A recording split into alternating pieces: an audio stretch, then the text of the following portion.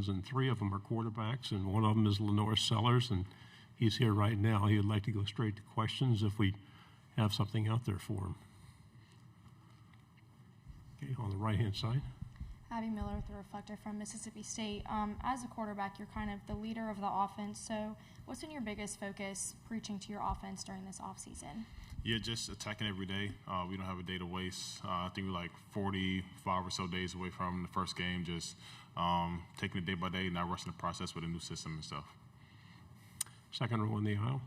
Hey, Lindsey Bonner, WAKA out of Montgomery, Alabama. Just wondering, kind of after a disappointing year last year, what's one thing that kind of gives you confidence about this year's team?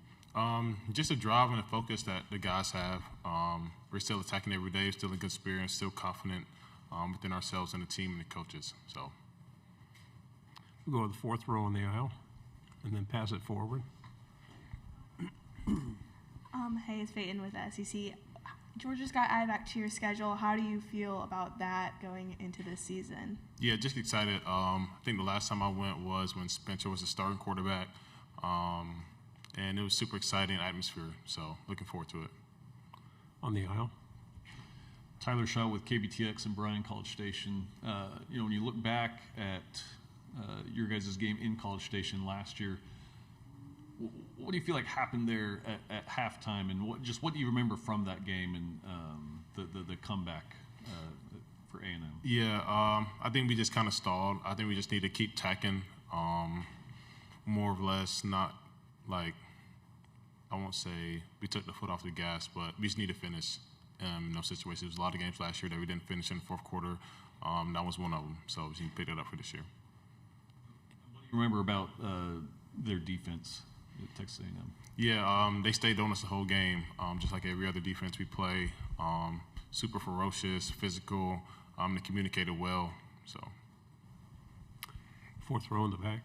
Xavier McKnight with WWSB in Sarasota. LaNorris, you were one of the guys last year who was considered a under-the-radar prospect who could have came out for the NFL draft, especially at the quarterback position. But you're back here for another year of college. What all went into your decision to come back for another year in Columbia and to not take that leap to go to the NFL just yet? Yeah, just preparing for the long run.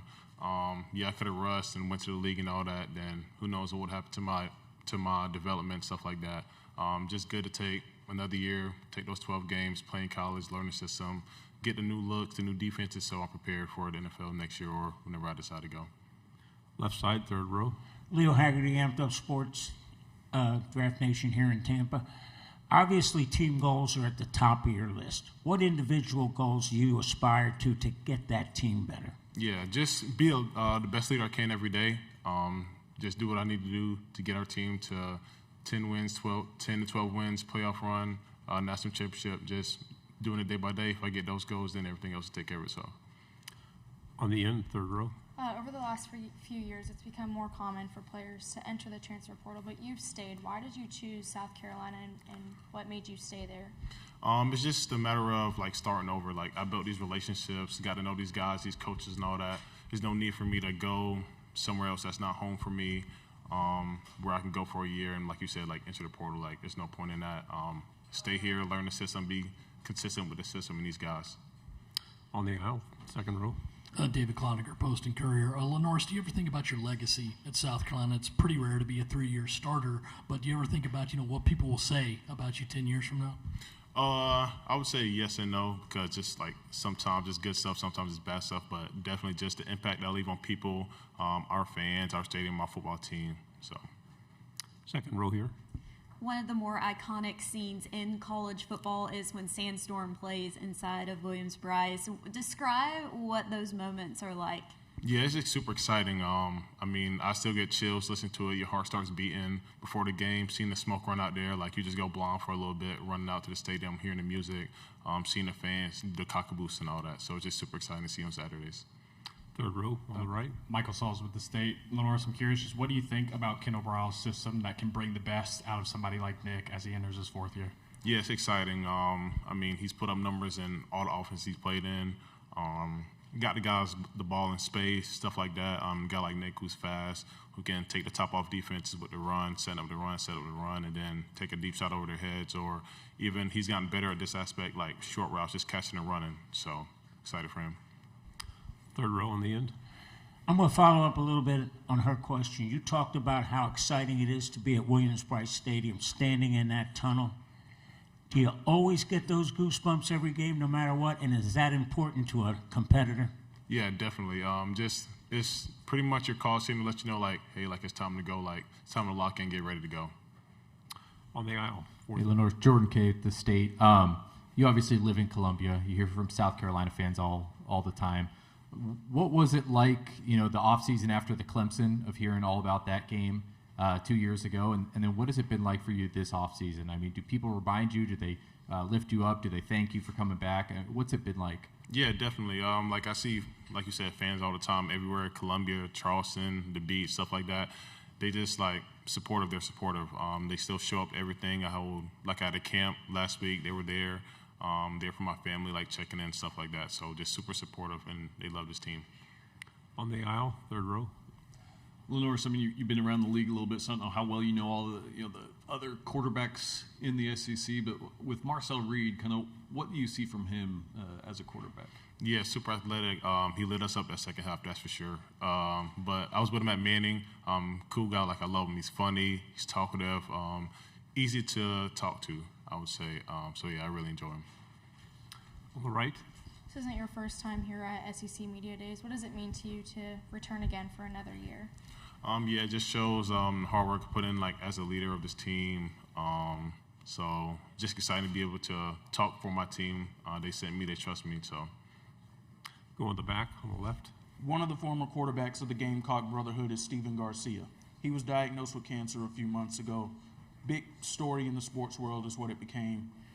First question for you is, have you had a chance to be around Steven in your time at South Carolina? And also, second question as a follow-up to that, what are you all doing as a program currently to rally around him during this battle? Yeah, I've been around him a lot. Just around Columbia at game stuff, I see him, restaurants, eating around town when he's in town.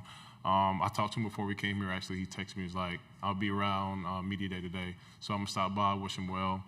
And just all we can, anything he needs, he knows he can call me, Beamer, Weezy, any of those guys. Anybody else on the team, I'm pretty sure I'd step up and help him as well. On the right. I think it's the guys that you had last year, 2 years ago. You and Josh Simon had a really good connection. Is it important to you to kind of get back that tight end pass catcher connection this year? Yeah, definitely. Not just tight end, but pretty much everybody.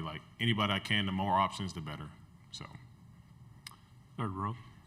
Nick is a guy whose production has steadily increased, year after year. Do you think maybe in his senior year, this is a guy who could put up 1,000 yards of receiving? And then how can you help him maybe achieve that goal if you think so? Yeah, definitely. I think the sky's the limit for Nick. He's put in the work. He's put in the time. He deserves everything that comes with him, and he'll have a good season this year for sure. Any other questions? Another one here on the right. What stadium are you most excited to travel to this season? Let's see. I've never been to Florida, so I know I've heard about the environment and all that, so I'm looking forward to that one. Is there one that you won't get to that you'd like to get to? I'm trying to think, where haven't I been? I don't know. I like exploring and traveling, so any new stadium I get to go to, I'm looking forward to that. One final question here on the aisle. Is there a battle in practice between you and Dylan Stewart that always sticks out to you? Let's see. That first year on campus, and then going into last year, it's pretty much every day. Just because, I'm pretty much reading him on read options and all that. He's figured out how to I won't say stop it, but he gets lucky every now and then. I'll say that. Well, Norris, thank you very much. Appreciate it.